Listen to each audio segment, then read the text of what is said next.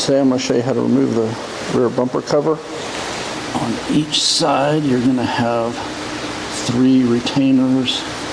Depending on the year model, they might be screws or plastic retainers.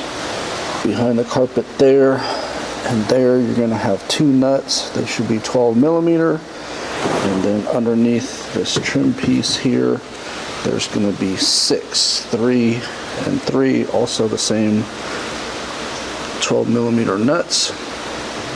And underneath your bumper, you may have bolts like that. You might have zip ties. It's really hard to say. I've seen a little bit of everything. Probably want to start with underneath your bumper and get whatever's holding that on out of there first, and then move to the wheel wells and finally the inside. Like you can see on mine, there's a zip tie in the middle instead of the factory part, and then down there, that one is also zip tied on even though it still has the factory part.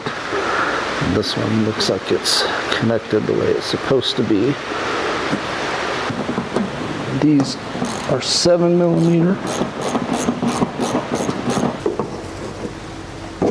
Mine just has plastic retainers.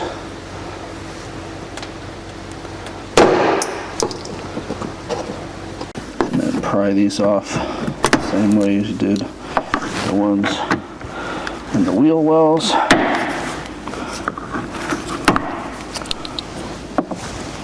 And this piece should just lift up and out of the way. You see it has some retainers like that, but they're not really all that solid, so it shouldn't give you any grief.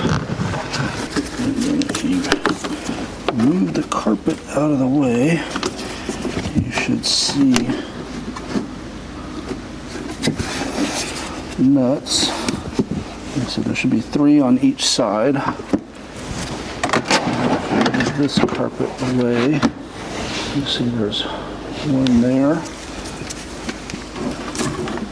And there's 1. You can see it through there, hopefully. And then the same thing on the other side. So you got a total of 10 to remove from inside the trunk.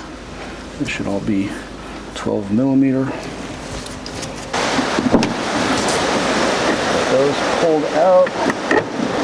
Move this out of the way. You can see nuts on the side. Mine is going to have one other issue, and that's the parking sensors. I'm not going to be able to totally pull this completely off the car without doing something with those.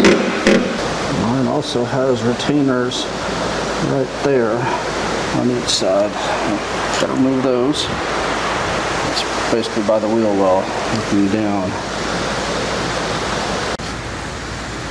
And the plastic clips that are on the bottom of this underside, they're Easy Break brand clips, engineered to withstand 70 degrees Fahrenheit, but no hotter, because we've determined scientifically that vehicles never reach a temperature higher than 70 degrees Fahrenheit ever.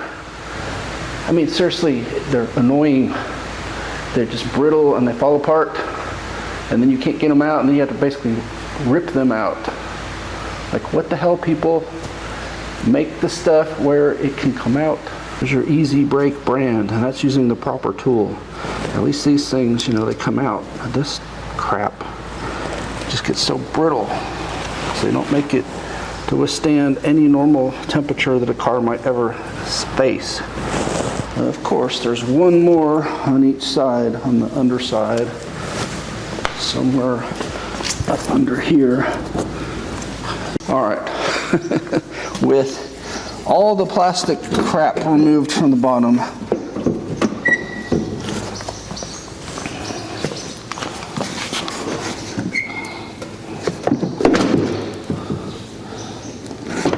and I have literally no room to wiggle with my parking sensor, so I'm going to have to stop and get clearance because I just broke one off. And this is where I was saying I had them in the wrong location. There's parking sensors because I had to drill through there.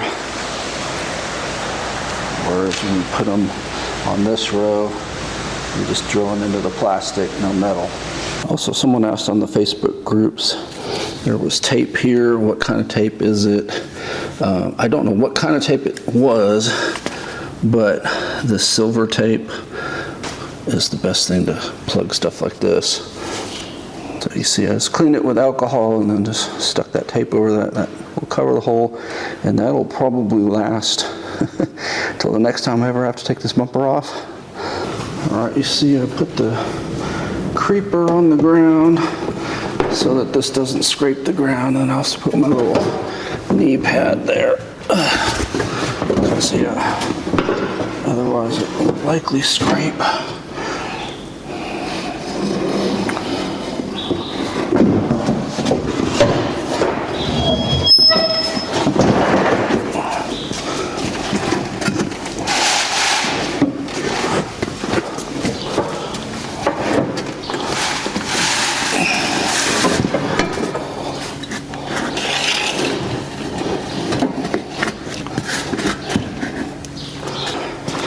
Not scraping the ground, I will fish these wires.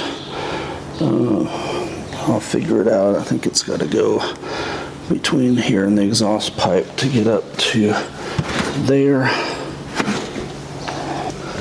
And then it's just kind of a wrestling match getting it back on. I'm trying to figure out, I think going sides first is the way to go, but I'm not 100% on that. I put the one side in over there, and this one, as if the back doesn't want to line up.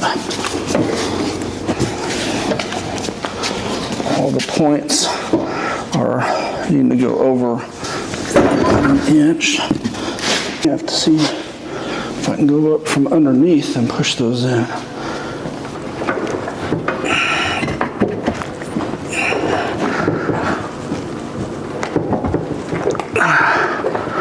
All right, I'm not gonna lie, that was a pain. I said a lot of cuss words trying to get this thing lined up. I mean, it's just, so how I got it on was I put the passenger side, started one nut on there so it wouldn't fall down, and then just kind of went around, had to go underneath the car and push up, and I mean, it was probably a good 10-minute struggle getting it all lined up, but it starts popping in. You'll start hearing it go pop, pop, pop, pop as the bolts go through to the car.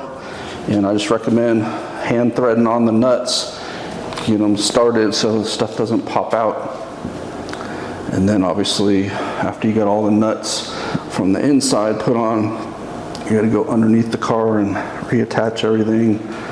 Do a bumper tuck if you want to with the zip ties. Good stuff like that. But yeah, that was not fun. Don't know if it would have been any easier with 2 or 3 people. It might have been.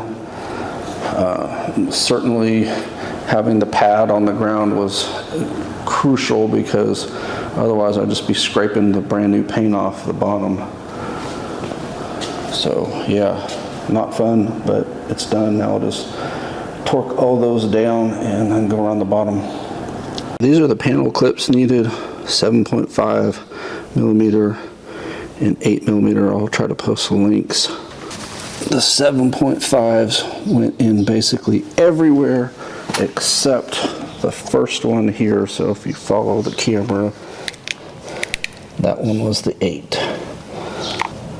That one's the 8.